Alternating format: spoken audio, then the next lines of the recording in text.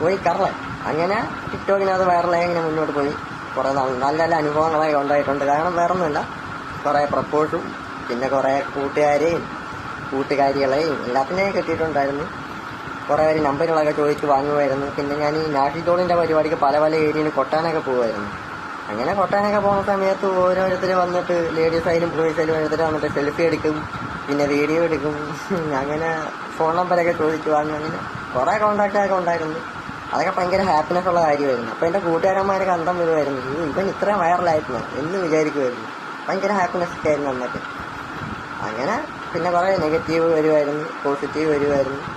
Negative വരുന്നിടത്തൊക്കെ അന്ന് ഞാൻ അതൊന്നും പറയാതെ ബ്ലോക്കാക്കി വിടുമായിരുന്നു. ചെറിയ ചെറിയ സങ്കടങ്ങളൊക്കെ ഉണ്ടായിരുന്നു. പക്ഷെ ഇപ്പോൾ അങ്ങനെയല്ല.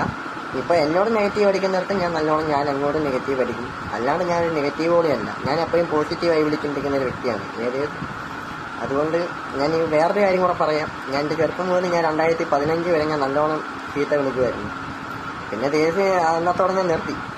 2015 ആയപ്പോൾ ഞാൻ ചീത്ത വിളിയൊക്കെ നിർത്തി. ഇപ്പോൾ ദേഷ്യം വരുമായിരുന്നു നോക്കി ഞാൻ ഈ മൈലെന്ന് മൂഞ്ചിയെന്ന് ഈ 2 വാക്കേ പറയത്തുണ്ടായിരുന്നു.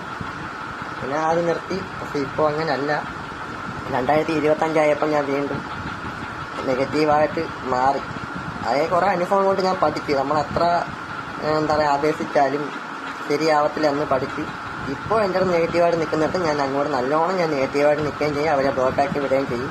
അവൻ നെഗറ്റീവ് കോളുകൾ പ്രത്യേകം ശ്രദ്ധിക്കുക. എൻ്റെ അടുത്ത് നെഗറ്റീവ് അടിക്കാൻ വന്നു കഴിഞ്ഞാൽ ഞാൻ നെഗറ്റീവ് അടിക്കും.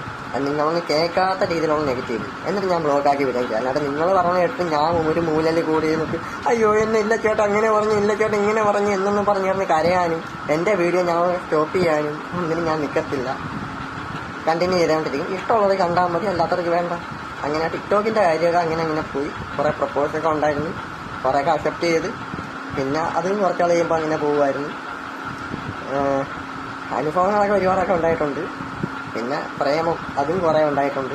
അതും പറയാം, എല്ലാം വഴിയെ പറയാം. അങ്ങനെ ഇത്രയും ഉണ്ടായിരുന്നുള്ളൂ ടിക്ടോക്ക്.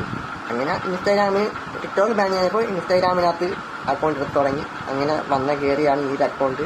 ഇഷ്ടമുള്ളവർ കണ്ടാൽ മതി, ഇല്ലാത്തവർക്ക് സ്കിപ്പ് ചെയ്യുക അല്ലെങ്കിൽ ബ്ലോക്ക് ആക്കാൻ, നോ പ്രോബ്ലം. ഓക്കെ, ടാറ്റ.